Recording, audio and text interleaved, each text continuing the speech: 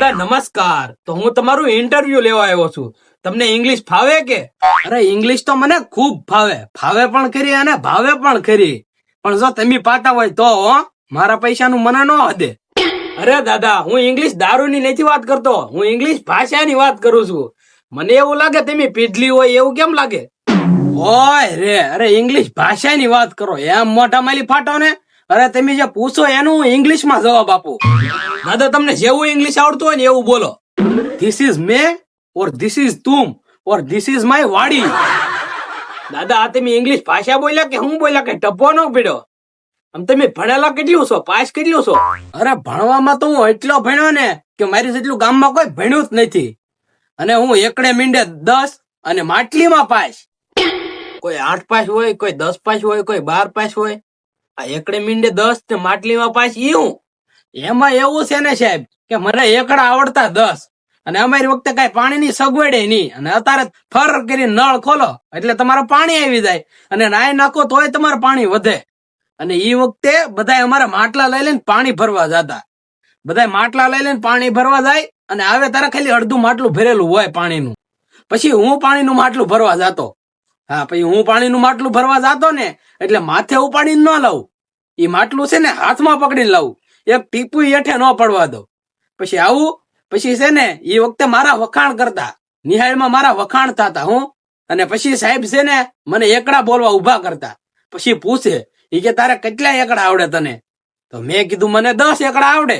તો ઈ કે બોલ. તે હું પછી 10 એકડા બોલી જાઉં. 10 એકડા બોલી જાઉં. પછી સાહેબ મને કહેતા કે એકડે મીંડે 10 અને તું માટલીમાં પાસ. એવી રીતે હું માટલીમાં પાસ છું.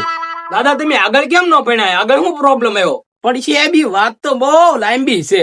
પણ હવે એ વાત તમને હું માંડી નથી કરું. એમાં છું એવું ને સાહેબ, એ વખતે છે ને નાસ્તો લઈને નિહાળે જવાનું. હા, અને હું બાજરાનો રોટલો, એક ખાટી છાશ અને એવડું ગોળનું ઢેફલું લઈને જાતો. અને ઢેફલું તો હું નિહાળે પોગતા પેલા ખાઈ ગયો. ગોળનું ઢેફલું હું ખાઈ ગયો ત્યાં પહોંચ્યો ઈ પેલા. પછી સાહેબ ભણવા બેઠા. પછી રિસેસ નો ટાઈમ થયો. પછી સાહેબ કે હાલો નાસ્તો લાવ્યા ને? હું કહું હા. તો કે હાલો તો નાસ્તો કરી લેવી. તો સાહેબ પછી જા હાથ પગ ધોવા. સાહેબ હાથ પગ ધોવા જા ને પછી તો મને એવી ભૂખ લાગી ને પછી મેં કરી દીધું ખાવાનું ચાલુ. એટલે ઓલી ટોપલીમાં છે ને મેં એક રોટલાનો ગોરે ન વધવા દીધો.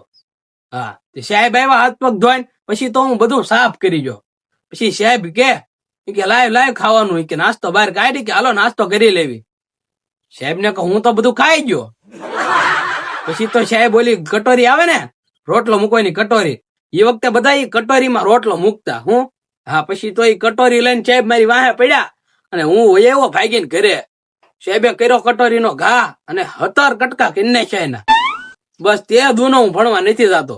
અને અત્યારે જો ક્યાંક મહેમાન ગઈ ત્યાં જાવ ને તો એમ કે ઓલે કટોરી લાવો, બાજરાનો રોટલો મૂકવો છે એમાં. પછી તો ભાઈ આમ જો વીજળીનો હબાકો થાય ને એવો અહીંયા હબાકો આવે હો. હજી મને યાદ આવે. વાહ દાદા વાહ, શેરાનું શાક નો થાય ને તમારા ભણતરની વાત ન થાય હો. અરે ભણતરની તો વાત ન થાય, પણ હું ગામમાં દોડું એટલું ને એટલે મારી હારે કોઈ દોડવામાં ન હાલે. તો દાદા હવે છેલ્લે જાતા આપણી આજુબાજુ દેશીમાં જે આપણે ઇંગ્લિશમાં તમને 5 શબ્દ આવડે ને એ મને બોલી સંભળાવો. ઇંગ્લિશના તો 5 શબ્દ હું તને બોલી સંભળાવું. એ તમે છે ને નોટ કરવા હોય તો કરી લેજો. This is May, this is મોટો પાડો, ધીસ ઇઝ ભેંસ, ધીસ ઇઝ માય ખેતર, ધીસ ઇઝ માય ગાડી. વાહ દાદા વાહ, બાકી એમ તમે ઇંગ્લિશ બોલ્યા હો. જો દાદા ભેગી 5 દીર્યો હોય ને તો જે આવડતું હોય ને એ ઇંગ્લિશ બોલાય જાય. સારું હાલો દાદા હું જાવ દઉં. અરે સાહેબ, હવે સા પાણી તો મગજમાંથી ને ધોઈ ગયું. અમારા ગામડામાં કોઈ મહેમાન ગતિ આવે ને તો સા પાણી પાવું જોઈએ, પણ હવે ભૂલાઈ જોઈએ. સારું, હવે તમારે ઇંગ્લિશ શીખવું હોય ને તો મારી પાસે ક્યારેક આંટો મારતો રહેવો.